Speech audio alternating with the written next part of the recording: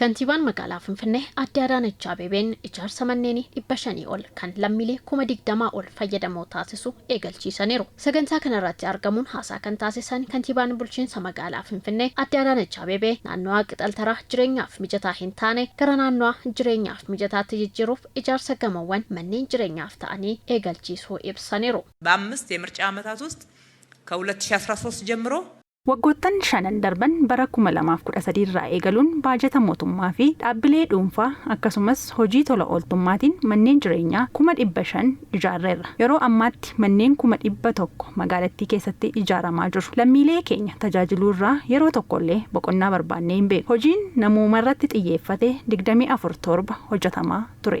Ijaarsi piroojeektii kana lafa hektaara 10,000 irratti akka ijaaramu kaasanii manneen 500 ol akka hammatuu fi wayita xumuramu lammiilee 20,000 ol fayyadamoo kan taasisu ta'uu kan eeran Aadde Adaanech. Kana malees dirree ispoortii ijoolleen irra taphatan, suuqiiwwan daldalaa fi wantoonni barbaachisoo ta'an biroon guutamuufiin qulqullinaa fi ariitiin ijaarame kan xumuramu ta'uu ibsaniiru.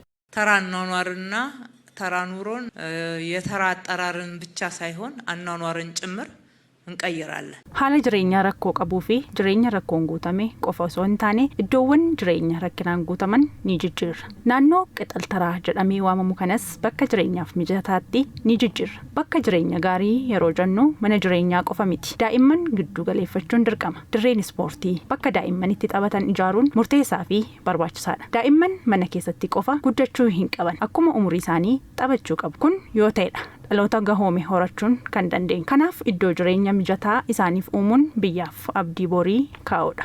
Aadde Adaanech itti dabaluun magaalaan Finfinnee sooma namoomarratti xiyyeeffatan giddugala godhachuun hojiiwwan hedduun hojjetamuu ibsanii kanaan dura jireenyaaf bakka mijataa hin taane ture gara bakka jireenyaa mijataatti yeroo gabaabaa keessatti geeddaramas jedhan. ትልቅ ሽግግር ነውና kun ce'umsa guddaadha. Naannoo kana keessa isaa beektu jedhee yaada. Konkolaataaf miti namaafillee socho'uuf kan nama rakkisu ture. Naannoo kanadha bakka jireenya mijataatti jijjiiruun kan hojiin eegalame. Naannoo kanaan dura karaa hin qabne funyoon elektirikaa wal xaxeen kan guutame jiraattonni hiyyummaa irraa kan ka'e jireenya isaanii utubachuuf mana dhiphaa keessatti qooxii hojjetanii sirkireessuun balaa ibiddaatiin lubbuun namootaa itti darbuu fi qabeenyi itti badu gadadoo fi dhoksaa jireenyaa baay'ee of keessatti qabatee turedha. Hojiin amma eegalame kun jireenya namootaa jijjiiruuf kan karoorfatedha. Waadaa keenya gochaan wayita agarsiifnu kaayyoon inni jalqaba lammiilee keenya fayyadamoo taasisuudha kan jedhani kantiibaan Adaanech. Haala hojiin kun irra gahe hordofuu fi gargaaruun hawaasni naannichaa ga'eesaa akka bahatu waamicha taasisaniiru.